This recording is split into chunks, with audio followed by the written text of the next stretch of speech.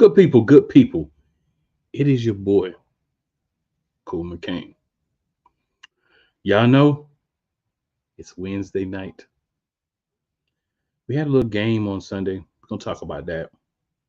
Hopefully that's gonna be a changing point for the season, but we'll see what everybody thinks. On top of that, Saquon Barkley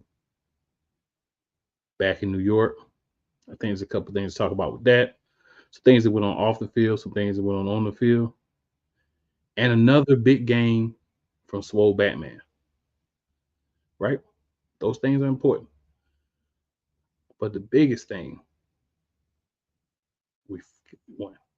And not just a 3-point win at the end of the game or 4-point win by taking a knee for 3 plays and running one more play just to get it, but an actual impressive win. And the funny thing about it, if we win bad against bad teams, oh, you barely won against such and such. If we lose the bad teams, how you lost the bad teams. If you blow out bad teams, oh, it was a bad team. That's the only reason why you won. But there's a phrase that we like to use here in Eagles Nation. Some of y'all remember it, some of y'all might not. It goes a little something like, no one likes us and we don't care. So there's that. But time to get things going. So it's time to get the squad in the building. So we're going to flip it up a little night. Diva, what up? What's going on, y'all? Ready to talk about this game and what is to come for the Eagles. Let's go. And we have a special guest, y'all. One of our most dedicated watchers, Miss Philly herself. Philly, what's going on? What's up, guys? And I want to give a shout out to our 4-2 Philadelphia Eagles and Benny Boom for the hat I'm wearing tonight. All right. And in the cleanup position, my guy, we're going to do a little flip here because, sometimes I like to be on the bottom. Wyatt is in the building. What up, Wyatt? What's going on, everybody? Feeling great after this win. It's been a long time since Eagles fans were able to say that. I'm ready to get into it, man. Yes, sir. Yes, sir. And in the comments, as always, one of two people. The other one can't be in the comments because she don't here with us. Benny Boom. Yeah, we switched it up this week. What's up, Benny? What up, Benny? So, hey, it's time to get into it. But before we do that, there's one thing. They're going to play that intro. Yeah, we got to get hype. We got to get right. Because today, we got a lot to talk about. Some of it good, some of it bad. But it's all Eagles related. Let's go.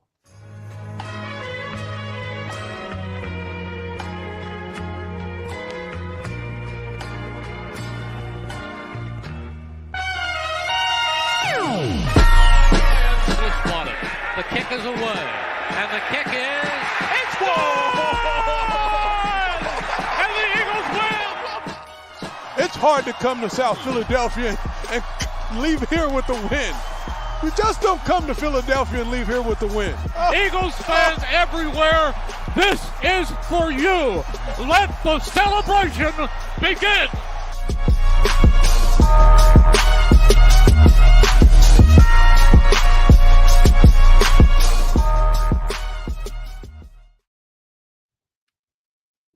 All right. So we in the building. And y'all know where we're going.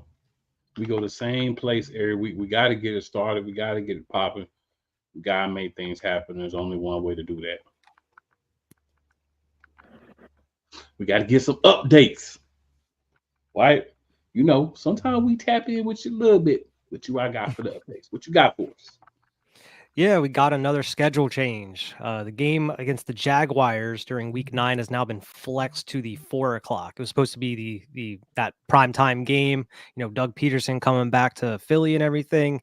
They decided, we're gonna move that down to 4 o'clock. Nobody wants to see that, which is okay. I mean, it is what it is. I don't mind being flexed out of a primetime game. They did that with the Bengals game, which is coming up here. They announced that last week. So I mean, I don't know if it's Philly. I feel like it's just the teams that we're playing that they're like, I don't know if this deserves the prime time spot or not.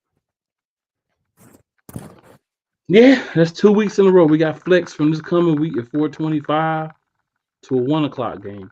But I tell you what ticks me off about it. As an Eagles fan that doesn't live in the Philly area, that's my opportunity to see the game go. Yeah. You know what I mean? Because if they're not going to be like a nationally televised game, I don't get to see them. Right. So I have to use other means to watch the game. And you want to know what other means means? I'm not going to say it on here. You can DM me, though. You can DM me. You feel me? Probably what I use sometimes. I have no knowledge, sir. I cannot confirm nor deny. Any other news for us, Wyatt? Yeah, we got some roster moves here. We ended up bringing a familiar face back, Jack Driscoll, offensive lineman. He's officially signed to the active roster as of right now. You know, with the injury to Jordan Mailata, a couple other guys went down during the game, had to get some backups in there. So they just want to kind of shore up that O-line a little bit. And we also brought back another familiar face, Paris Campbell, who we actually released a couple days ago. He was brought back onto the practice squad as of right now. So, I mean, John Ross he was moved to the designated injury list off the practice squad as well. So I'm guessing he can't come back for a while. But Paris Campbell, I was expecting him to sign somewhere else since he was a free agent, but, you know, came right back to Philly. Yeah, somebody thought about that thing. For real. 100%. But other than that, it seems like Alberto and Anaya Smith are fully practicing. Anaya Smith is expected to be taken off of like his a 21-day window here soon. So it's looking like he's going to be filling up that wide receiver spot. Yeah, there's been a lot of talk about that. Sid the Kid should be back in the building 100% this week. Mm-hmm. So there's that as well. He didn't look bad last week. Yeah. Talking about Sidney Brown? No, yeah, Sidney Brown. Oh, he did play last week? Yeah, he played. Yeah. He was out there. I was so excited. Well, look good too. Yeah. Oh, I missed my bad. Yeah, he got a majority of special team snaps, but he played whenever they pulled the starters at the end. Yep. Oh yeah, I was gloating by the end. I wasn't really. Yeah, he was on the phone with me. Yeah, I was gloating, like talking about how great we played in certain specific things and how it was still gonna be that, oh, we only beat, you know, and you know, all that good stuff. So yeah, by then I had missed, so my bad. And then when I went back to do my rewatch, I'm not gonna front when they took all the starters out. I didn't even watch the second part of that because I was kind of doing the same thing. Yeah, so, no, it was a my wrap. bad. But yeah, so there's that. Been a lot of moves. We haven't made any, but there's been a lot of moves. But I'm keeping my eyes open, my ear to the street to see if anything's going to happen. We'll see. And it's been quiet as far as Philly's concerned. Not much rumors out here, like official rumors or anything. Nothing concrete. You know, we got the same blowhard rumors, but like you said, nothing that sounds like it might actually happen. All right, so we got a couple of comments over here. So Benny Boom says, I'm at the 76ers game watching the show. That's dedication, people. If we had about 75 to 100 Benny Booms and about another 500 Phillies, man, we'd be killing the game right now. You know what I'm saying? Giovanni Gomez is in the chat. Giovanni says, yo, what's up, Giovanni? Yo, Giovanni. My bad, Giovanni. I said that wrong. Benny says we had a lot of primetime games last year, so we deserve a break. No, we don't. No, we don't. We want to see Eagles. We want to see them Eagles. Primetime spots. Yeah. Why should we give up our spots to clowns? Because we play teams that were supposed to be better than they are. It ain't our fault. Right. And Cincinnati won a couple of games since y'all decided to flex us out, you jerks. But anyway, Giovanni says, do we think Goddard is playing? If he is, will he play all game? I doubt. I personally don't think he's playing. Nah, he hasn't practiced at all. Hamstring take a couple of weeks. That ain't something that's you just normally about 3 to 4 weeks. Minimum. It's a good sign he's not on IR. Yeah. But yeah, I don't think he's coming back this week. Yeah, because like I said, it takes 3 to 4 weeks for that to even feel good. Because the thing is, with a hamstring, even if it's mild, if you re-injure it, you pretty much can count yourself done for about 6+ weeks. So we don't want that. But you know, anyone thinks he is coming back this week? Nah, I didn't think so. But I figured I would open up the floor in case somebody had a different idea. So Benny says, see, this is why it's hard for me to leave Philly. I don't want to struggle to watch our team play, laugh out loud. So Benny, Yeah. let me explain something to you, sir. Officially, I understand where you're coming from. Off the record, I see every Eagles game. Sure do. We find a way now. We make a way. Believe Okay. that. Believe that. Between me and the Mhm. Eagles Diva, we figure out a way. Mhm. And then we share that way. You know what I'm saying? You know it. So Giovanni says, what is going on with all these injuries? Football, Well, man. across the league, yeah. There's a lot Football. across the league, and it is crazy. Even on our team, but just a lot of people are getting hurt. You know what I'm saying? Well, you know, we always got the injury bug. We ain't never been without an injury bug. Yeah. I mean, it's still early in the season, though, so hopefully we getting this out of the system now. Right. Right. Better now than later in the season. AJ always been said- top 5. Yeah. Do we think AJ is top 5 right now? 100%. 100%. Yeah, I'm with Diva. Before he was even an Eagle, he was top 5. Yeah. You know what I'm saying? That That's dude's what a mega made- star, man. You can't Yeah, stop that's him. what made him like such an appealing grab because we knew he could come right in and be that dude. Mhm. So for me, always was, no matter how the team is playing, the team could be 0-7, he would still be top 5 because You see he's where that we dude. at without him. Right. Right. You see how we are without him. True. That says a lot right there. You know what I mean?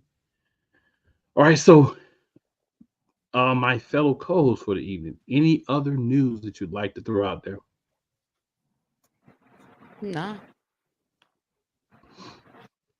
I mean, I had one more. I mean, Saquon was named Player of the Week for the second time this season.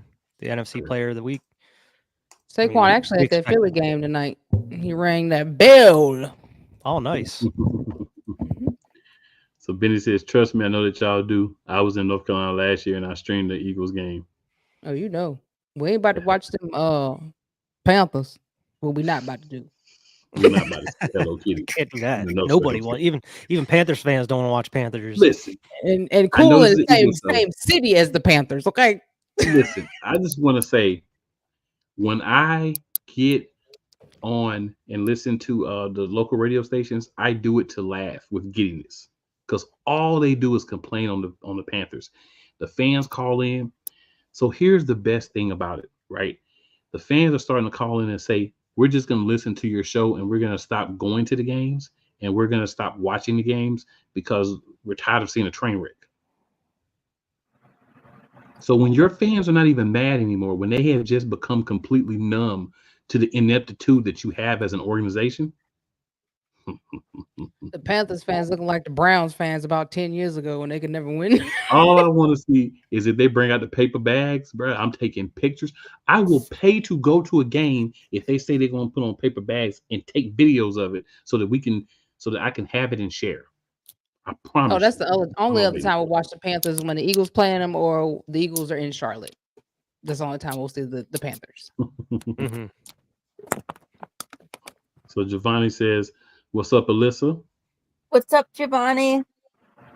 Giovanni also says, I thought the Panthers were cooking for a bit, but then nah. Listen, they ain't been cooking since Cam left. I never thought they were cooking, but yeah, they're definitely not. They fool y'all, a few of y'all, but yeah. Benny says, why can I get my Richard White jersey back? Laugh out loud. I had to bust it out. It's been a while since I wore this one. That's the way the defense been playing these past 2 weeks, man. Had to do it. I think Reggie or Randall might be in my immediate future. Well, you know, I had mine on not too long ago. Yeah. Mhm. I got that black Kelsey, y'all. Yeah. I ain't Oh, worn it. nice. I still need to get a Kelsey jersey. I do too. Yeah, I still need a Kelsey. Yeah. I got that hoe. All right, y'all. So after the updates, y'all know where we going next. The Week 7 review versus Giants. Y'all know how we get down around these parts. So in Week 7, Philadelphia Eagles play the New York Giants. I'm not even going to give y'all the score. I'm just going to tell y'all that we got a much needed W. And we're going to start with our esteemed guest, Philly. Talk to us about your thoughts. So Of the- unfortunately, I wasn't able to watch the game. But no, I'm just kidding. I was coming home from a road trip up the mountains in Pennsylvania. But anyway, for what Well, all I heard on the radio, it was a good game, and we beat them Giants, and we're 4-2 because of that. Fair enough. Right. Diva? This was a semi-balanced game. I mean, of course we still couldn't score within the first quarter. But this is probably the best that I've seen the defense play all season, like even against the Saints. I mean, we allowed no touchdowns. It's just like we were all on the defense was firing on all angles. As far as the offense go, Jalen had another really good game. Still a couple of players you're like, Jalen, what are you doing? But overall, we ran the ball. Like that's what we needed to see was that we can have the capabilities of running the ball. And I really believe that this was a lot of Kellen Moore. We're still seeing a little bit of Nick Sirianni in there. But I think this was really a Kellen Moore game. And this is what you expect to see when Kellen Moore has a lot of control of the offense, is running the ball. And you see how we were able to control the clock, how we're able to score. Jalen looked a little bit more comfortable because we were running the ball some. We actually lined up under shotgun, which we haven't done in a while. So this game looked really good. I hope that we could take what we did from this game and just keep building on it each game and just know that we need to keep leaning into that run game. And I was actually surprised. I can't even call him gainless this week because he gained pretty well this week. He had some big plays. And of course, Saquon balled out. But he probably could have did more. But he didn't want to take the spotlight. So to me, that's what you do. You know what I'm saying? When you're a leader. But yeah, really good game. I dig it. Why? What are your thoughts? Yeah, like every other game, kind of started out a little rocky. Just the offense just seemed like they just were not able to get a footing, and it just seems like they've always been like that. Even just going back to the last quarter of last year, just for some reason they just cannot get any like rhythm in the first quarter whatsoever. And it's just attributed to everything we've talked about previously, where they just have a fascination with these long drawn out plays that take forever for the receivers to get open instead of going, the shorter routes or going across the middle of the field. It seems like they're always trying to take the ball deep for some reason. I understand you want to look for those explosive plays. You have AJ Brown who's able to do that, and Devontae, but like you have to start off the game with some form of rhythm. And then you can start inserting those big plays in there every now and then. And then I was just surprised they leaned on the run game. And then I think it was Nick had the audacity after the game to say, yeah, that's our style of play. We're a run first team. And I was like, I know you did not say that after all these games that we've been watching. I know you did not just say that, because why are you out here trying to bomb it to AJ or Devontae like 2 out of the three times on the opening drive or whatever? It just doesn't make any sense. I feel like it's just pandering at that point. And hopefully this would kind of be like a momentum change for us. I feel like everybody's kind of getting a confidence, especially defense, eating like they were with all these sacks. Everybody was getting a sack. Even Bryce Huff was out here getting sacks. Nolan Smith, Nakobe Dean, whatever. Jalix Hunt got a sack. So I feel like that's a big confidence booster for a lot of these guys, especially a lot of these young guys. And hopefully that sets a precedent going forward against this string of games that we have coming up. Cooper DeJean looking amazing, man. It just seems like, I know we've only had like a small sample size, but he's flying around making big plays, even returning kicks, which I know Vic Fangio is not super comfortable with that, having one of his star dudes out there returning kicks, but he's looking great doing it. Defense is eating. It's just the only issue is just these slow starts with the offense. And it's just so weird that you have that with as much talent as we have on the offense. There's just no excuse for it. But overall, I can't complain. It's hard to complain about this big of a win because we haven't seen anything like this in some time for the Eagles. So even if it's against the Giants, I take a lot of happiness in seeing Daniel Jones out here getting sacked 6, 7, 8 times in a game and then getting pulled and benched. So, I mean, and it was great to have just the starters go out in the fourth. We haven't seen that in a long time either. Actually getting some of these guys some rest. So I feel like this is something that we can definitely build on. It's a great confidence booster for the guys. And I'm excited to see what happens going forward. Hopefully we don't start going back to what was happened previously. Right. That's the thing I'm scared about, is that they use Saquon because, it was a run, it was his team. He was playing his old team for the first time. They're like, okay, well, we're going to run. I hope that Nick I hope all the backlash he got the week before and everybody calling for him to be fired made him realize that he really needs to stop calling plays. Like, but I know that 4th and 1 that Jalen threw it to AJ. That had to been a Nick unless that was just something AJ decided to do. But that looked like a whole Nick play. I'm glad that we made it. But I mean, I was like, why don't you just run the ball? Like 4th and 1, you I was the same way. As soon as I saw him drop back and bomb it, I was like, "No, what are you doing?" And they then were like, yeah, I knew it was gonna work like that. Of course, we got it. Number 11's out there somewhere. But like, yeah, I was like everybody. Like Saquon even said in the mic'd up, he's like, "I know I wouldn't have thrown that, but he's out there somewhere." But yeah, I was like every Eagles fan out there at that point. But I'm just glad to see that we're kind of adjusting now, or at least in this game, they were adjusting. They were actually going with what was working instead of trying to force stuff that wasn't, like they have been in these previous games. So hopefully they continue to utilize, that sort of concept going throughout the rest of the season. That's what I say. I hope so. So I was watching the preview, the replay of the Sirianni's interview after the game, and we sacked them 8 times. Mm-hmm. Yeah, I think Daniel Jones ended up having a rib injury. Actually, I think that's the reason why he got set. I think he ended up having a rib injury. I mean, I guess so. I didn't see that. Yeah, they said he had a rib injury. Jeez. Dang, why you still watching Sirianni's press conference? I can't do it. I didn't unwatch it. I saw an article like with the headline. It was like they're saying they were one first team. It was on Twitter. Nah, I stopped watching his press conferences a couple weeks ago. I can't do it. I can't do it. Yeah, I don't know what happened. I get the Cliff Notes versions on Twitter where John Clark is posting like the the quotes and stuff. I was like, oh, no way he just said that. No way. I don't believe it.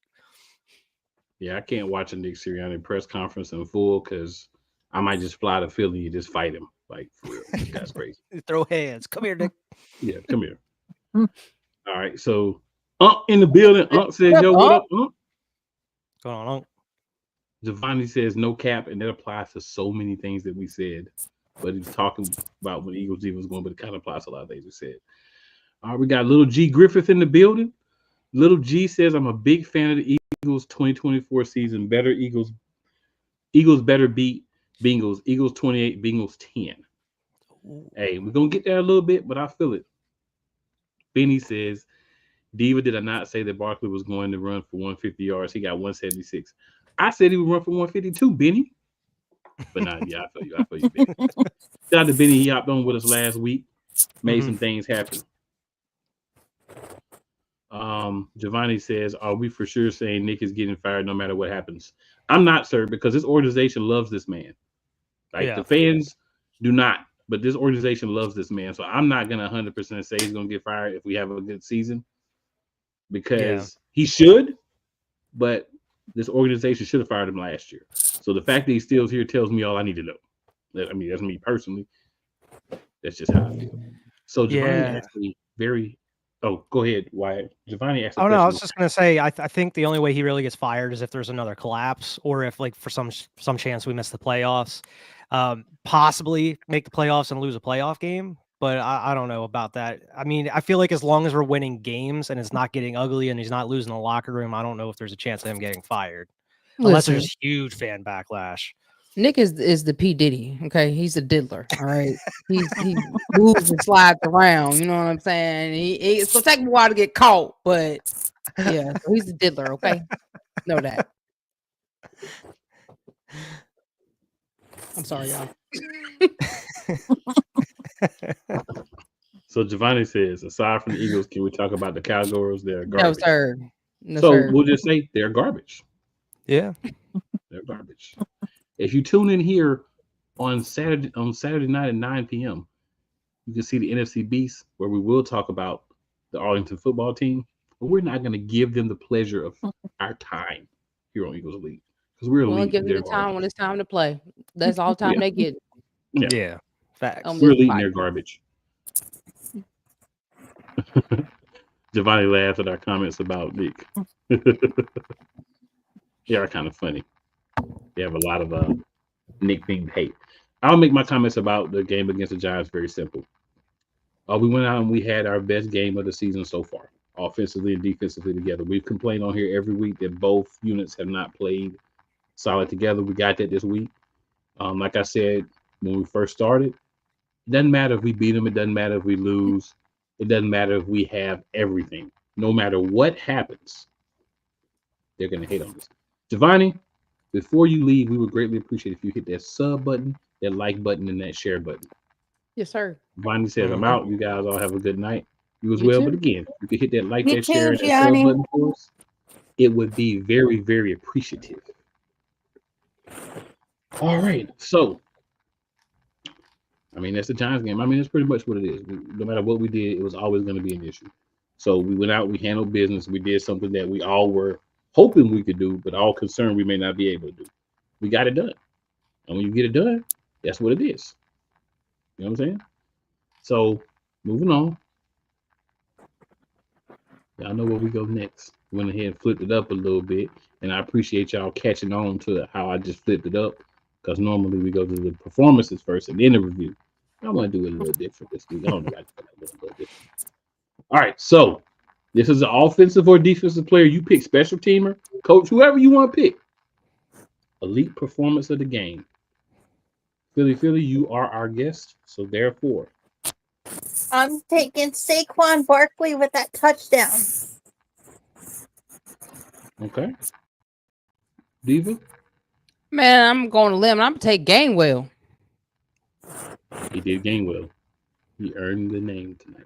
Well, that night. I said it here. He did. I'm not mad at that. Wyatt, who you got? I'm gonna cheat and I'm gonna say the defensive line. That's not cheap, bro. The line played well, and that's It's more than group one player. performance. Yeah, but it's a group performance. You know what I'm saying? So I'm good with that.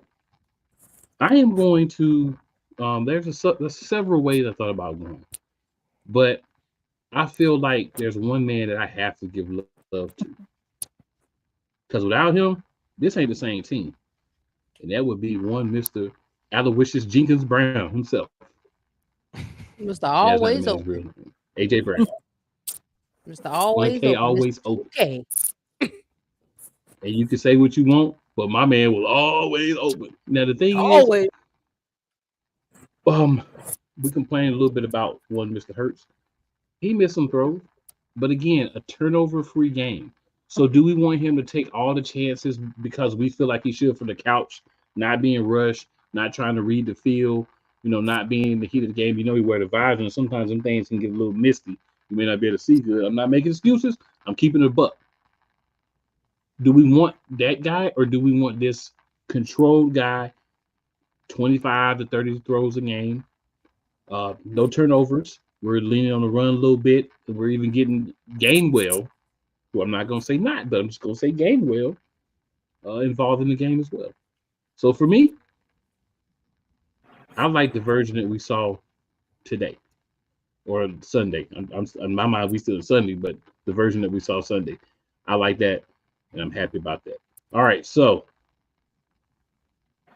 now comes the questionable part, the weakest link. And again, our esteemed guest, Philly, who is your weakest link? The New York Giants. That's right.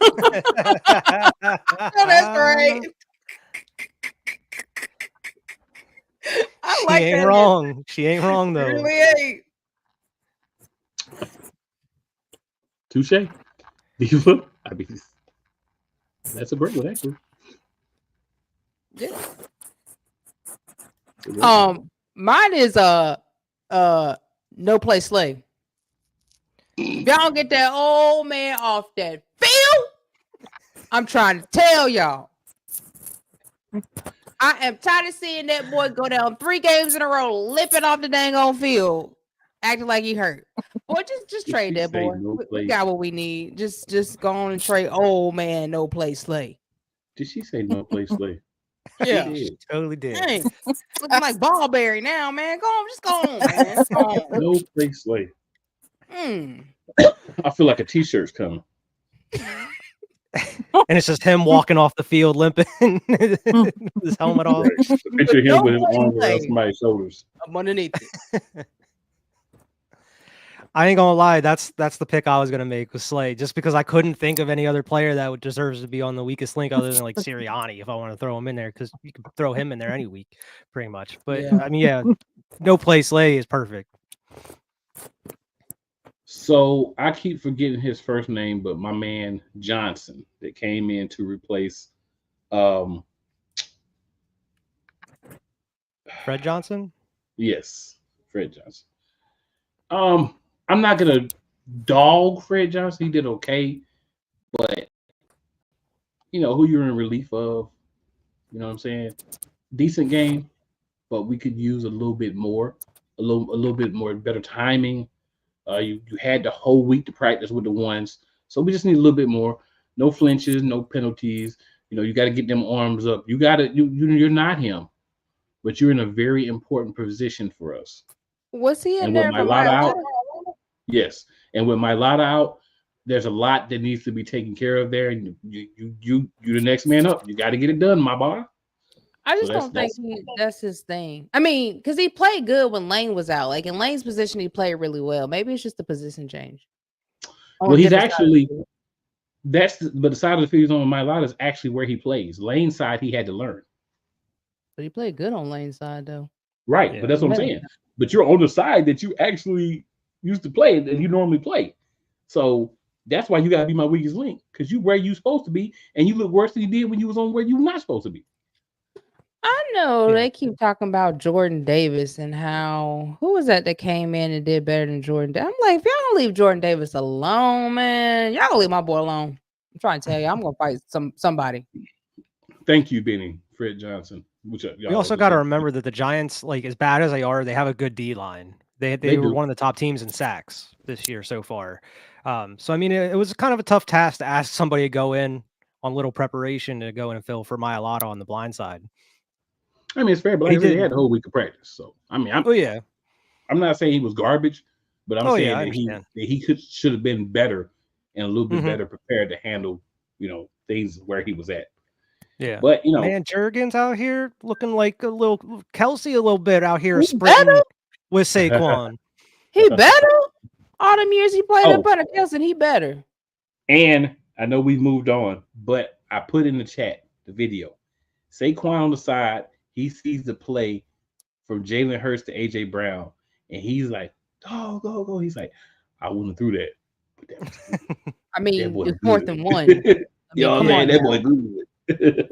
And he goes and tells, I mean, like great celebration. Saquon was really into AJ and what AJ was able to do, and very hyped. My man ran the full field from the sideline, put his helmet on so the team wouldn't get in trouble to celebrate on the field with AJ. Love it, man. I love the camaraderie that you're getting from these guys when they're not having to deal with the foolishness and the tomfoolery that sometimes a company.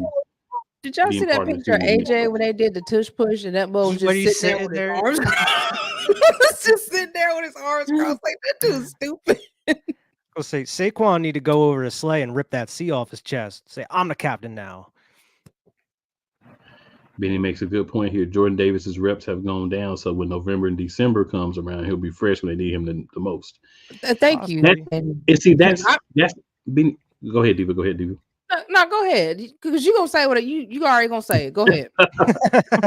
So that's what I like. That's what people don't understand, Benny. Like Jordan Davis is a guy you want when them cold weather months come. When everybody else is a little worn down, you need a big boy to just clog up the middle and then burst through there, explode every once in a while. That's Jordan Davis. He's not known as a guy that gets a lot of sacks because he never was that guy. But he's shown he can get some. And also that run, like the what he allows the rest of the team to do on that line for the run, especially in the 3-man front, you got to respect and understand that, right? We look at the numbers, but do we ever say, you know what, I'm going to watch Jordan Davis for like 10, 15 plays? No, you don't.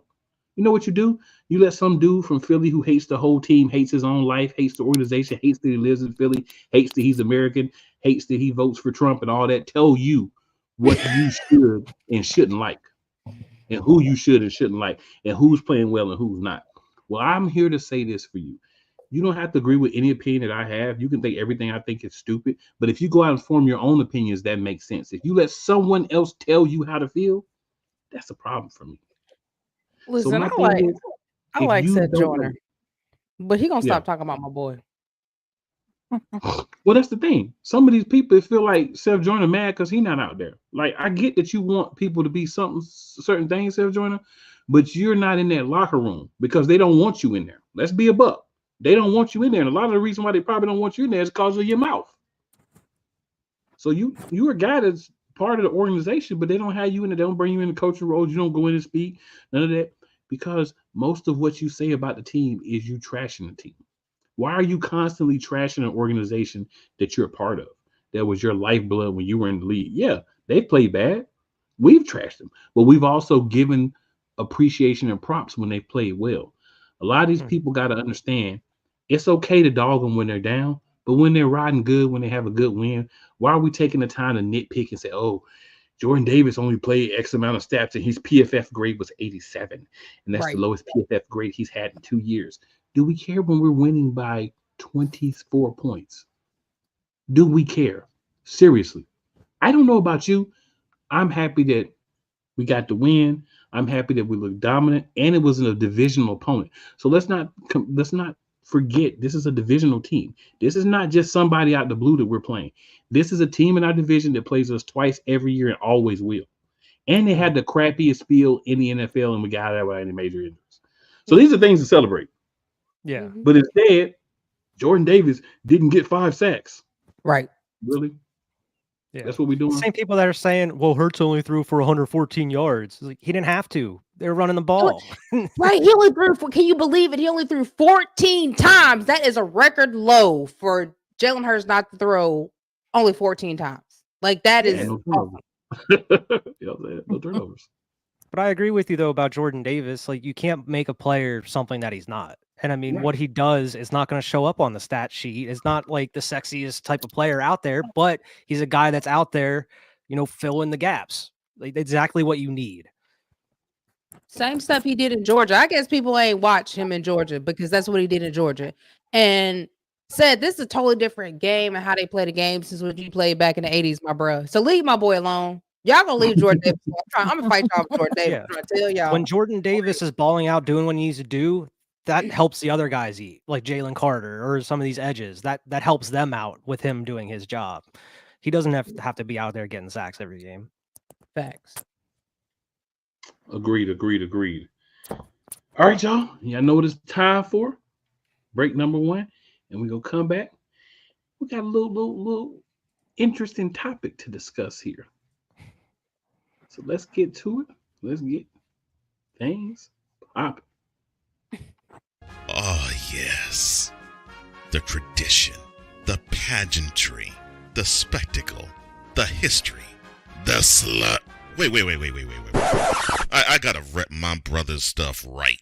All my DMV soldiers, stand up! And welcome to the Commander's Gridiron Report. You want your commanders to be repped right? Well, D. Willie is your man. Commander's Gridiron Report. Every Tuesday at 11:05 a.m. Eastern, 10:05 a.m. Central. On the Sotoba Media YouTube channel. Music by J. Cool. Where my soldiers? Right side. Commanders. Where my soldiers? Left side. Join Ryan McCarthy. I became a Jets fan because Kurt the Frog was my favorite Muppet because he was green, and the Jets wore green. That's how I became a Jets fan. And Dustin Henry. ESPN is cashing all in on let's pay a few personalities and we'll just kind of fill in the gaps. As they walk you through all of the world of sports from their perspective. The Albany Empire, it's a literal circus. No credentials required. Where, Ryan, say the tag. Where you don't need a press pass to talk sports. Live every Tuesday at 8 p.m. Eastern, 7 p.m. Central on YouTube and where you can find podcasts. Drew Willingham. In this case, yeah, you put the blame on Kyle Shanahan for apparently not preparing the team enough for the overtime rules, supposedly. Cole Johnson. Peyton was considered the winner, and he was the darling of all darlings for Gerald. With a special appearance by Tyrone Alizé McDummy. Hey, Ain't nobody calling me. Text. Delete. Join these two football enthusiasts as they give you Total Football Talk. Live every Monday at 4 p.m. Eastern, 3 p.m. Central on the Sertoba Media and the Comey Media YouTube channels. Rams fans all around the world. It's a beautiful thing to be a Rams fan right now. Stafford's back. We're going to see about Cup.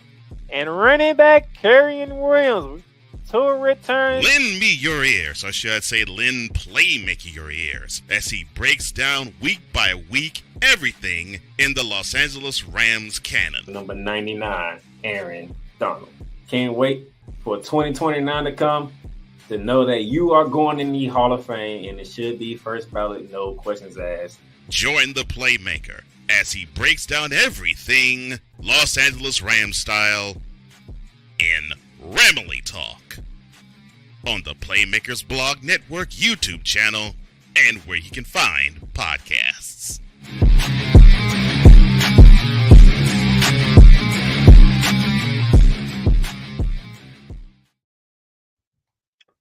All right, so guys, this one here, we're gonna make this one a free for all. I'll go last. We'll make this one a free for all. So the question: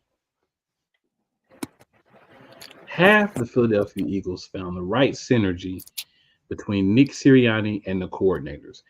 And when I say synergy, what I'm really asking is, have the Eagles figured out a way for the coordinators to kind of call the game the way they want, do the things they want, and still let Nick do his little something every once in a while so he can feel like he's running things and he's the big guy?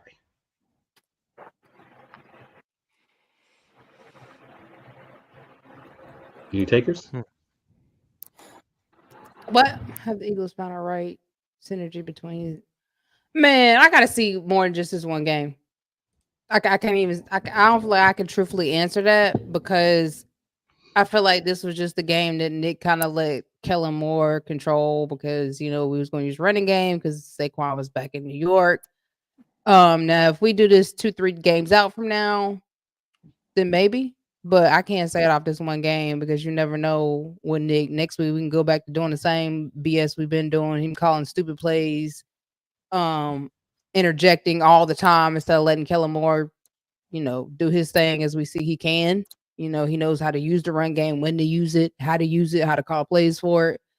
But a little birdie, I heard a little birdie said that Jalen was actually calling some of them plays, like all of the plays. So you never know. Yeah, I don't think we're fully there yet. I don't think we found the right synergy between at least Kellen Moore and Sirianni. I think we're possibly heading in the right direction as long as things keep going well. Because it did seem like, at least in this game, it was more of Kellen Moore's offense. Like I mentioned before, I'm still not happy with not utilizing the middle of the field, or just short throws in general as much. So I feel like they're just focusing way too much on outside type stuff, which I know you want those big plays, but you got to utilize some short game here and there. But I mean, you saw a couple of those Sirianni type plays. Like what was it, like the Wildcat play they tried to run on the middle of the field, like halfway down with Saquon? It's like there was no reason to do that. It kind of ruined your momentum of the drive you already had, because it failed miserably. It's just that was 100% had to have been a Nick call, just because I feel like he was just trying to he thought he was smarter than everybody else at that point in time. But I don't know. I feel like as long as they're having some success with it, it's heading in the right direction, because I feel like as long as Kellen Moore is able to sustain these drives with his play calling, that may grant him a little bit more trust with Nick, and trust. Like as long as Nick's able to trust you, it seems, since he's running everything, it seems like maybe he'll grant him more access to the play calling throughout the games, hopefully. But I feel like there's always going to be that little piece of the game plan that has Sirianni's fingerprints on it. Hopefully not on the defense. I know we talked about previously how Sirianni was giving suggestions for the defense. Hopefully that's not the case nearly as much, because it seems like Vic Fangio is kind of figuring out how he's running things, and it seems like he's trying to he's kind of heading in the right direction as far as his scheme and what he's expecting of these players and where he wants them to be at this point in the season. So I'm not nearly as worried about the defense as I am the offense. But I mean, until we start seeing us put points up on the board in the first quarter, I don't think we have that synergy as of yet.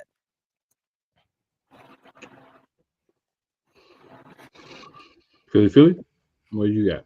I just think that we need to start putting points on the board in the first quarter. And that will help us out a lot more. Yeah. I'm gonna say I think that we're headed there, because if you remember in the first year when we had Shane Steichen, took about 7 or 8 games for Sirianni to say, okay, what I'm doing sucks. Let's kind of do a little bit more of what you want to do. So I think we're getting to that point. I wouldn't say we're there yet, to Diva's point, because it's definitely, we got to see it more, but I feel like maybe history is repeating itself in a positive way. And that he's saying, okay, I tried to kind of put my imprint on the game early, and the fans wanted me fired. Players were arguing at me. You know what I'm saying? Saquon like was about to knock him out a couple of weeks ago. I'm yelling at fans. Maybe I'm doing too much. So maybe what we'll get moving forward is that same type of thing where we'll say, all right, we'll see more of what we expect from a Kellen Moore offense.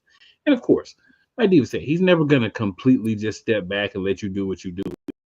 He's got to involve himself in some way, because that's just who Sirianni is. That's why he's Nicky Tight Pants. That's why we call him Sirianni, because he can't just let it go. He got to do something out of the ordinary, or something to make you say, yeah, I call plays too. Yeah. Did you even notice it in the game? So, bro, I got a question for you. So what? I got a question for you. So do you think that the reason why he stepped back with Steichen is because, for one, Steichen is, I think he's a lot more vocal, but then two, upper management respected Steichen a little bit more. So they probably told Nick to stand back, as if the difference now is Steichen's not there. And do you think Nick's still going to intervene unless they tell him to stop? Because Kellen, I mean, I'm sure Kellen Moore will speak up, but I don't think he's got the like Steichen did, because Steichen knows that upper management really respects what he does and his opinions, because he did have an input on who we hired. Yeah, I agree. What I would say is, I think the upper management does respect Kellen Moore. But I think that Kellen Moore's nature seems to be more quiet, more subdued. So I think it may have taken some time for things to get to the point where they're at, where Moore's doing more of the calling, and more because he's not as vocal, right?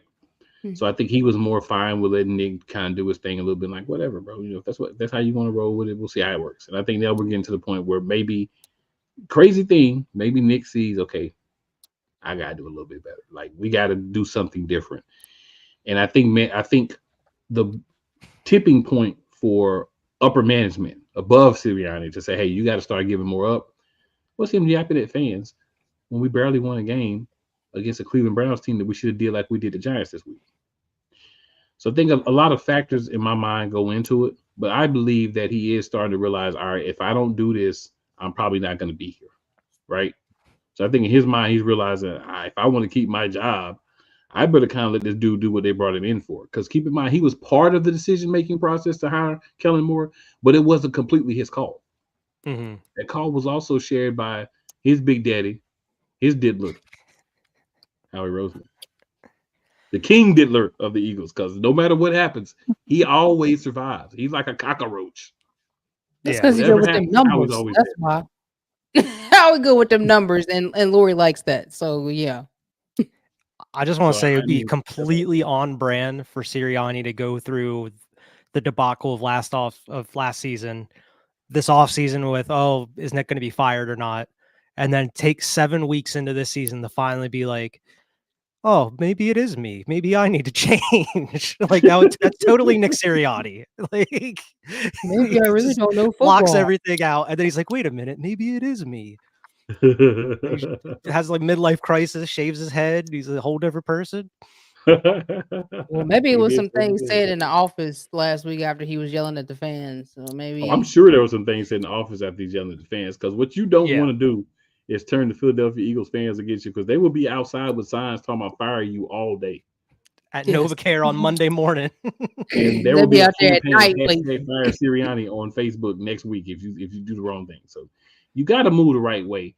And I think he's understanding that, it's okay to be brash. It's okay to have some bravado, but you got to watch when you have that brashness and that bravado with the Philadelphia Eagles fan base. And when you're barely winning games that you should be blowing people out and you're making calls that little kids are looking like, why is he doing that? That's not the time for that. I think that's a great question, Diva. Touche. No, appreciate it. No problem. Great question. So, to finish up with have the Eagles found the right synergy? Long story short, I don't think the Eagles have found the right synergy, but they're heading in that direction. This is about the time that Steichen and the doofus that was the DC that looks like he got his head stuck in the toilet every morning by all the kids all through school from kindergarten until he left college. And Ganyas. This is about the time they started really taking over and moving out from under the shadow of Sirianni, because I think it takes him a little bit of time with new people to do that. But because they're both veterans, it didn't take as long. And you're not walking in the room and say, "Oh, I think we should fire Vic Fangio." That's when the organization might say, "You know what? You're fired." So different situation, different coordinators, and they're not from under him, right? Like Steichen was a guy that he brought over with him from the Colts, so they already had a rapport and an understanding. But I think more, like you said, different person. But they're getting there. They look closer. Even last week, they looked closer, but just too many of those Sirianni plays. I'm trying to say Sirianni. My mind just wants to say Sirianni every time. But I think they're getting closer to that, and that's only going to make the team better in the long run. They just need to find some sort of identity, and hopefully this is a good game to start that. Utilize that run-first mentality, open up the passing game a little bit more, and just keep doing that. You have Saquon Barkley. You have Kenny Gainwell, who hasn't been too bad this season so far, and you also have Will Shipley. So, why not utilize that run game and then pass when you need to? Create some form of identity instead of just throwing everything out there and hoping it sticks. Let Jalen get comfortable, because sometimes he just looks uncomfortable in certain plays that are called. And it's like he's trying to rush the throw and not really be able to scan the field. Like, I give it to him now. I saw one play. It was 1, 2, 3. He let it go. 1, 2, 3. He ran. I said, "Yeah, Jalen, that's what you do. 1, 2, 3, my boy. 1, 2, 3. Let it go." I wonder if they tell him not to run as much. Just like that, because it seems like he just stands back there and just tries to wait as long as possible, and then he gets sacked. And it just seems like I don't know if he's just getting conflicting things from Sirianni or Kellen Moore. I think that's because it seems like he wants to stand there instead of running when there's so many opportunities that he should have ran already, and then he waits too long. I think Nick is scared of him being hurt, especially, he was hurt for 2 years with that knee. So I think Nick's like, "No, Jalen, sit in the pocket. Just sit in the pocket as long as you can." But that's not his game, though, man. Like, that's not. He's a dual threat. I think Kellen Moore's starting to be like, or Jalen, or you could run and get down or get out of bounds. Or it's always an option. Yeah, or throw it away at least. don't take the sack. I don't know if we'll ever get there. Well, I don't know if we'll ever get there. I'd be like Nick Foles. I'd be like, "Come on, Jalen." I'm fine. I'll take a sack as long as I'm fumbling the ball. At least he doesn't throw the ducks that go up real high to just drop. At least he doesn't do that. Yeah, he doesn't do that. So Benny says nope. Adamant nope. I think really Benny wanted to put in all capital letters with like 5 or 6 exclamation points and a couple of the cursing faces. I know exactly what you mean, Benny. He said we will never be there as long as Nick's the coach. Say less. Yep.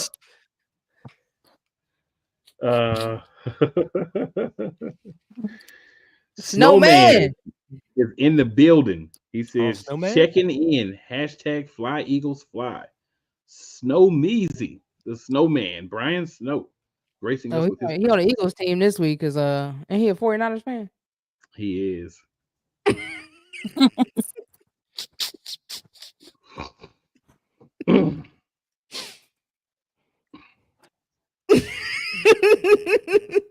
We let you know, man. It's all love over here, but you know I throw that in there. Y'all people, I just I can't find anything that's just too far to say, so I'm just that's all I can say.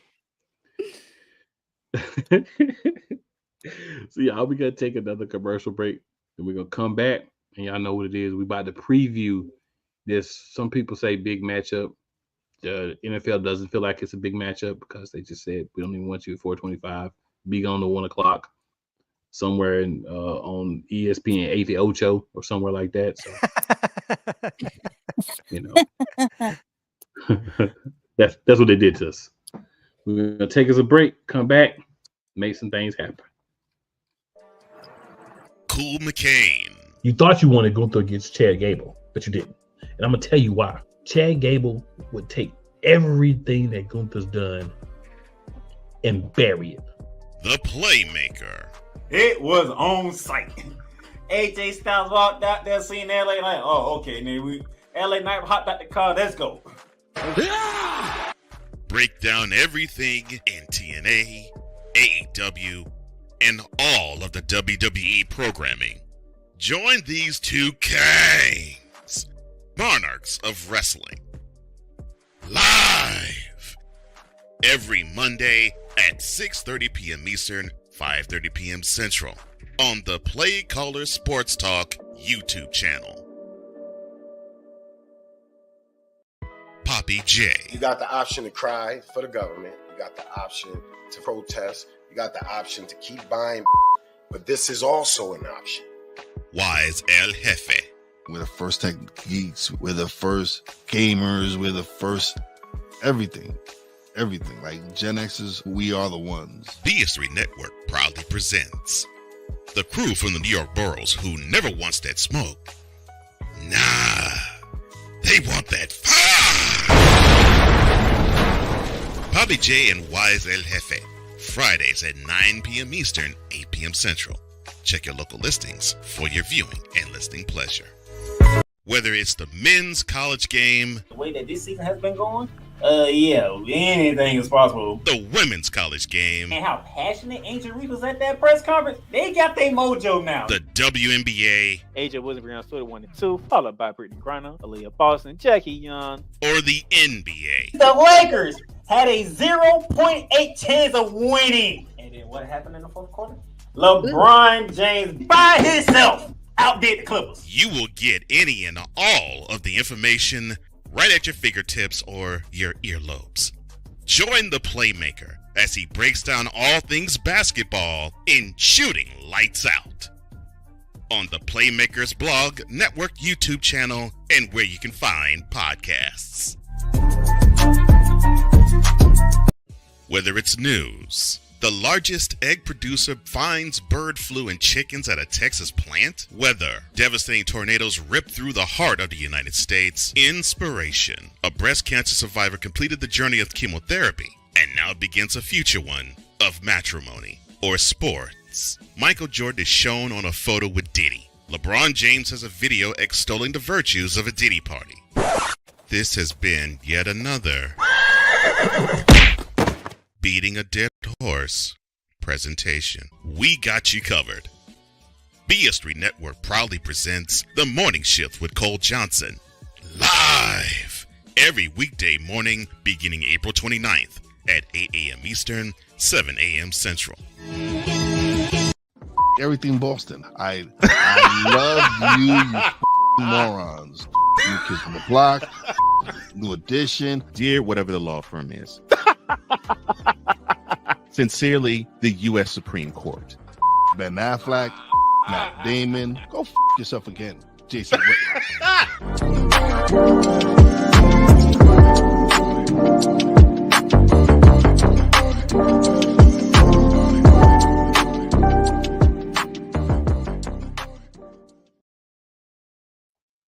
All right, good people. It's time. It's time. It's preview time. Right? So we've got a pivotal week 8 matchup, right? Against the Cincinnati Bengals. And you might say, why is it pivotal? Well, there's a team in Washington that I don't want to give much props to actually Landover, Maryland, to be more specific. Just for the pettiness factor of who I am, there's one team in the NFC East that actually plays in the city they're named after, and you're looking at them. The Washington Commanders play in Landover, Maryland. New York Giants play in New Jersey, and the Arlington football team plays in Arlington. So there's one team that actually plays in the city before their name. Just want to throw that out there.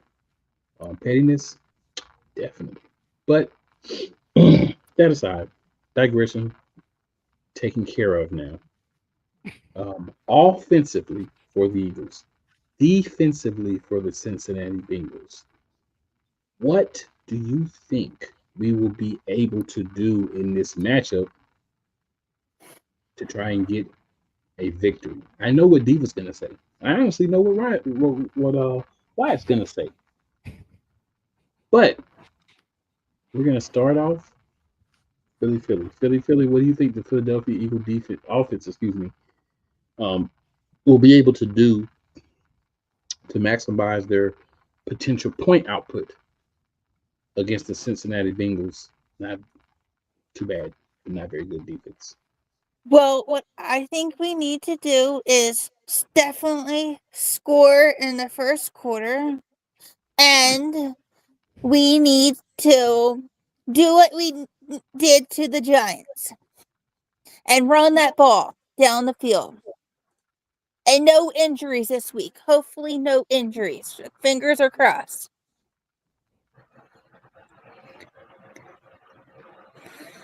I feel it, Diva. This is gonna be fun. Jalen just needs to continue to play turnover-free football. Lead his receivers, put that dominant hand like he did with AJ. 1, 2, 3, release. 1, 2, 3, tuck it and run. If you don't see nobody open, just run. Even if you're getting 2 or 3 yards, you ain't got to go for the whole first down. Because sometimes Jalen be wanting to get that. He just be looking for that first down. Be like, boy, I'm going for it. I don't care what it take. You ain't got to do all that, man. You just go on, get your few little yards and run out of bounds so you don't get hurt. Definitely run the ball. I mean, you see there was a good amount of ball being split up between Saquon and Gainwell. Gainwell is playing a lot better. Maybe we actually seen what Nick see in practice. Finally. And we said that when we was watching. That's how I knew you was gonna say that. We said that when we were watching. Yeah, maybe he actually produce it on the field when he doing practice. So yeah, I mean, I think that as long as I think this is probably a game that we really do need to come out and score in the first quarter. Period. Like no ifs, ands, and buts. I know my brother always say a field goal. Man, bump a field goal, a touchdown. Okay? Because field goals ain't gonna win the game unless it's real close. Okay, so we need to go on and score 7 points in the first quarter and then continue to build throughout. All right. I think that that's really what we need from our offense. Their defense is really not that good. As long as that O-line can hold up and make sure they get the blocks when they need to, make sure Jalen ain't, feeling the pressure, because I know he's going to feel the pressure a little bit. They already know Jalen is weak on that left side, so they probably going to try to put the pressure on the left side. But just make sure you're picking up your blocks. Sometimes y'all just don't be picking up your blocks and the pocket be just collapsing real fast. Come on now, y'all can't do that. All right. So just make sure that you're picking up your blocks. Give Jalen a little bit of time. Jalen, if you don't see nothing open, just run, my boy. Just run. Don't even second guess it. Just run. That's all you got to do. Okay. Throw it out of bounds or release it just real fast. Just 1, 2, 3. That's it. That's all you need, my man. All right.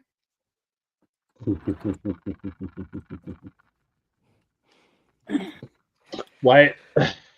Yeah, I'm feeling spicy, man. If the Eagles somehow put it together and score in the first quarter, it's over. It's a wrap. We win in this game. That's what I'm gonna say. As long as they run in the ball like they were last week, I feel like Jalen's definitely gonna have to throw it more than he did against the Giants. But like Diva said, this isn't a great defense that the Bengals have. You saw Carolina put up like 24 points on them. You saw the Browns put up a decent amount of points on them. They could be had every which way. You just got to know how to utilize it and utilize your run game with the play action and everything. I feel like this should be for the offense, at least be an easy game for them. You just have to be able to put a consistent game plan together and not have Sirianni coming in, throwing some of these weird plays, wildcats, or if it's 3rd and 1 or 3rd and 2, don't have Jalen dropping back to throw it, run the ball like you should be. Like, I don't know. Sirianni needs to stay out of this one. and let Kellen Moore call it a game. But I mean, as long as we're building off of what we've done these past 2 games, I think this should be an easy win for the Eagles offense. All right. So before I go, we got Squawking Eagles podcast in the building. Squawking Eagles, we appreciate What's you tuning in good? with us. Definitely. Hey, we love to do some collaboration with our fellow Eagles podcasters. That's what we all about. So holler at me, man, in the DMs. We'll work something out. But he says it's a prove it game. Prove beating the Browns and Giants games weren't the Eagles just beating bad teams. Back. And just like everybody here, I ain't went yet, but I'm gonna say it too. Run the ball, win the game. So to echo that sentiment, I'm gonna start off with run the ball. Run the darn ball. And then once you get tired of running the ball, put Gainwell in and run the ball some more. And when he get tired, if Saquon ain't ready, put Shipley in the game and run the ball some more. And then in between there, if you want to do something different, act like you're gonna pass and run the ball with Jalen Hurts. And then when they get tired, do it in the round, run the ball with AJ Brown, run the ball with Devontae Smith, run the ball with Dallas Goedert, run the ball with Jahan Dotson. And then once you've done all that, run the ball some more. But no. We shouldn't even be passing at all in this game. Just run it. But we do need to take the opportunities. One of the things that I will give people who want to point out things about QB1 is you got to start taking the short routes, right? The 5-6 yards, 3 yards, or maybe let somebody do something with it. You got to start taking those routes. And I get it, you can miss them sometimes. Nobody's perfect. But when they're there, it's like you're not even looking for them. So just use the entirety of the field. That's the biggest thing. Like whatever Cincinnati's going to give you, take that. They're going to give you the short and intermediate passing game because if they look at film for you from the first 7 weeks, you don't use it. So they're going to say, if they decide they want to do something they haven't done all season and that's how they get us, then, we'll have to adjust to that. But they're going to start out that game giving you the middle, taking away the deep ball, and stacking that line of scrimmage. Because the two things that we have done effectively is throw the deep ball and run. They're going to make you actually have to come in and say, I'm going to take whatever is there. And I know that Jalen possesses the capability to do it because he's done it before. Mm-hmm. Part of this is coaching, I believe, and maybe what he's being told to do. But part of this is also you, number one. QB1, sometimes just need you to say, rules be darned. We're going to go out here, whatever they're telling me be darned. I'm going out here and do what it takes for me to be successful. Be like Nike and just do it, my boy. That's just it. do it. That's pretty much what I think the offense should do. Run the ball, take what's given to you, and score as many possible points as you can. I know my sister talking about touchdowns in the first quarter. If we can put 3 points on the board in the first quarter, I'll be happy. I understand you want a touchdown, but I'll take 3 over 0 any day of the week. Give me the 7. Yeah, something. I mean, I want the 7, but I feel like baby steps. At least give me 3. Can I not see a donut at the end of the first quarter like the middle of our defense was? See, that's bad. We shouldn't be subjected to take 3 points. We used to get 7 in the first quarter. That's sad. We got a diagram. Sometimes even 14. Right. I don't know when the last time we had 2 touchdowns in the first quarter was. Hard times, Daddy. Hard times. See what Nick had done to us? First quarter. Just give me something, man. Just make me feel good after the first quarter. You know what I'm saying? Even if you get a safety, get 2 points. Good. I was just about to say, even take a safety. Yeah, I'll take 2 points. Just can I not see a 0 at the end of the first quarter?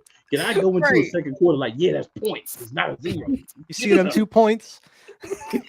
we get in the first quarter. That's more we've ever done all season. Yeah. Proud about them 2 points. I agree, D, but they really done made us. They done made me. Now I'm just like, bro, can we just get 3? I won't 7. I take 21, but can we just start with 3? This is the PTSD of Nick Sirianni, y'all. This is Nick Sirianni PTSD. Get 3 points next week. We're like, Sirianni's on the right track. Hey, first week we ain't had a heart attack. Let's hope it's not next week. First week we ain't have a heart attack and have to drink ourselves to death. Yeah, right. For real. There's a lot of Eagles fans that I did not see talking about how much drinks they had to take. They normally have to take drinks. I'm not going to confirm or deny if I'm included in that group. I'm just going to say there was a lot of people. Well, listen, the game was so good. Cool was out riding basically after half. Feeling good. With the damn, you know, a little wind on my face. Today was a good day. Yeah, even put the cargo shorts on with the flip flops, y'all. That's how good it was. So Sid says, "Welcome to the club." I feel it. So Sid is one of my guys in my network with me, but good guy. He's a Broncos fan. I mean, you can't blame him for being a fan of who he's a fan of, right? We all have our reasons for who we care for. At least it's not the football team or the Cheaters. Anybody else besides that, I can kind of be all right with. Washington right now, y'all chest a little extra puffed out. So I ain't really added you to the list, but right now you third. And this, by the way, is the last year that the Titans are my second favorite team. At the end of this season, that will conclude my debt to them for letting us rob them for AJ Brown. I don't know. They selling right now. We'll see what else they got over there. they let DeAndre Hopkins what else go. you got over there? They let DeAndre Hopkins go. So I mean, what you got? You selling? I'm buying. You know. But yeah, man. Defensively, we'll flip it up and go to reverse order.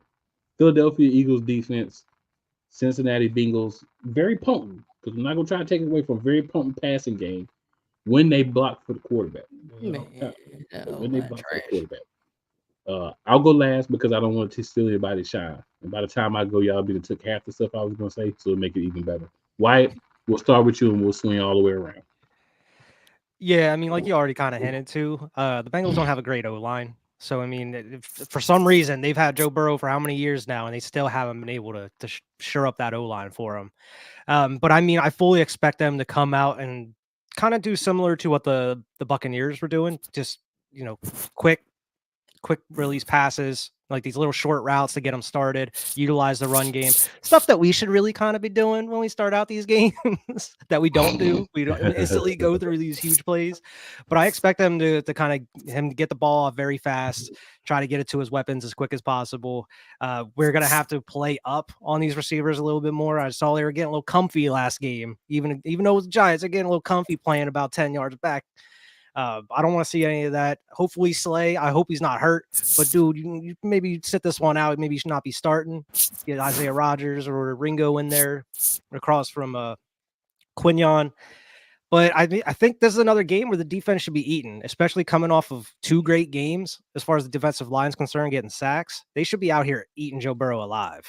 Like, there's no excuse. I don't know if you're going to be getting 8 or 9 sacks like you were against Daniel Jones, but they should have their hands full in this one. I fully expect the D-line to be helping out and getting some sacks, getting a lot of pressures, which hopefully helps out that back end with the secondary. But I fully expect the secondary to continue what they were doing throughout these past 2 games. And man, how many weeks? We go 8 weeks into the season and Quignon still hasn't had an interception. He's had like 6 of them he's dropped or missed. He needs one. It's going to happen eventually.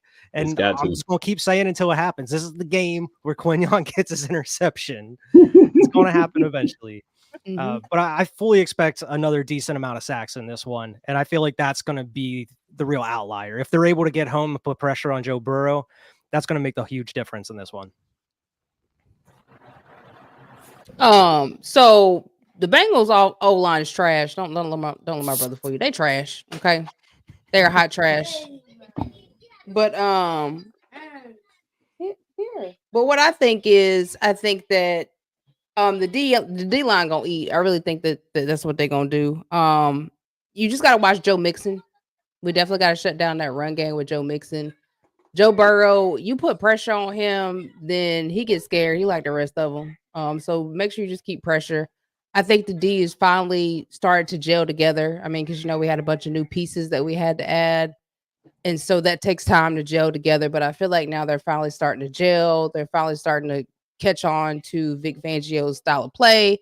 So I really see us really not allowing too many touchdowns. But yeah, and I think that if Quignon Mitchell don't get the the interception, it's definitely gonna be Reed Blankenship because he had one, but it was a penalty on that. Okay. Yeah. So it's either gonna be Quinn Yarn or Reed Blankenship, but we need a pick six. And I expect y'all to go out there and do that with Joe Burrow. So what I feel is that we need to run the ball and we need to score in the first quarter. I don't matter if it's a field goal or a touchdown, but we just need to get some points on the board. And we need to do like we did last week. And just, I don't know, beat the Bengals. All right, so what I'll say, again, I know we have a lot of the same thoughts, and it's fair. We can use the offense, and I think this is what Philly Coach was saying, but I was planning this anyway. We can use the offense and the ability to run the ball and extend the drives to keep the defense fresh so that when they're on the field, they can be ready to attack, right? You can use the depth. We're getting to the point where Slay's getting hurt. What Diva call him? No play Slay. He's getting hurt. So we're getting other guys rotated in. So we're starting to see some of the quickness, and we're seeing when Slay's not there, and even sometimes when he is, but a lot of times he's not, that we're calling more press coverage, more man coverage plays because those guys can kind of keep up a little bit more. And it's not for me a knock on Slay. It happens to everybody. He's getting a little bit older, can't play the way you did 5-10 years ago. That's okay. That's part of life. But you have to acknowledge it. You know what I'm saying? You have to adjust the way that you're playing and adapt to that in order to still be successful. You know, that's why a lot of your better cover corners in the later years of their career, they went to free safety. Why? Because free safety is a position that you don't have to cover as much of the field, but it still uses similar skills to what you had as a cornerback. Maybe that's an option for Slay. We'll see. Also, I've said this every week.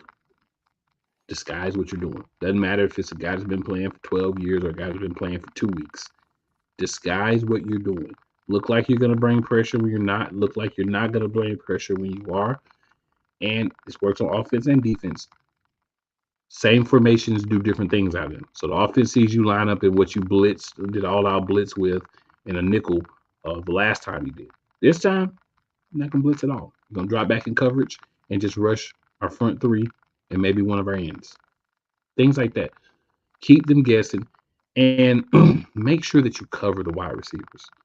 Because the times, even in the games where we play well, that we don't look good is when guys are just running wide open and somebody busted the coverage. Communication is very key in that, just like any sport. And I think that's getting better, to Diva's point, because new guys are starting to gel. We're starting to really see a defense that we thought we would see earlier in the season. And I'm okay with taking some time because we already have 4 wins. I think we have 2 games we could have won that we lost, but that's okay. Every year, every team has a couple, right? This year especially. So defensively, use your rotations, cover up what you're doing, read what they're doing. If you can anticipate things, use those things against you. If you notice that a guy flinches his left knee when he's about to be in pass coverage, but then when they're in run coverage, his ankles, his knuckles get heavy on the ground, things like that. Make sure you're taking notice of those things because they don't change. You can't change your routines, that things are that are subconscious that you do. So taking note of those things, and of course Vic Fangio making the proper adjustments in the second half, because we'll go out in the first half, we'll probably play pretty well, but there'll be some things they'll figure out. So there'll be some things we'll have to change. So making sure we make those proper changes. And last but not least, and I'm surprised that no one else has mentioned this yet, wrap these mofolos up and take them to the ground without hip checking them. Make sure you do that. So to me, that's the keys of, on offense and defense for victory. So I know everybody's picking the Eagles. Let's do something fun, y'all. We don't do this much. Let's pick the score for this game. I'm gonna go, because I love the 30s. I'm gonna go 34-17, Philadelphia.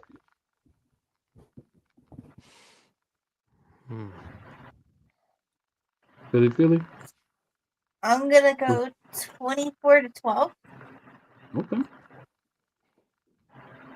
I'm gonna go 24-17. Oh, so you want a little close game. All right, how we gonna be? I wouldn't be surprised if that happened. Right. I'll go 28-14. Okay. I'm a little high, but it's not the first time. Take it how you want. So good people. With that being said, shout out 502 Angel Radio when you hear this. And make sure if you are watching this anywhere besides the Eagles Elite channel that you go to YouTube, go to your search bar, type it at Eagles Elite Podcast. And while you're there, while you're subscribing, just go ahead and share with some other people that you think might like this product.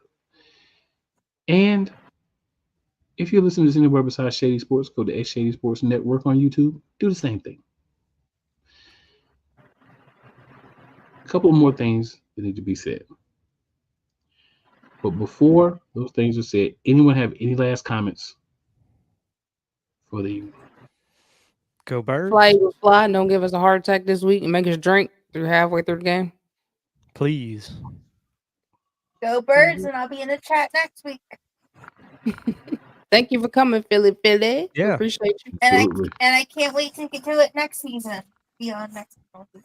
Absolutely. So I've got two things that I want to say about this game. The first one, But the cream will rise to the top. Oh, yeah. it's time for the Philadelphia Eagles to be the cream that rises to the top. And of course, Cincinnati Bengals.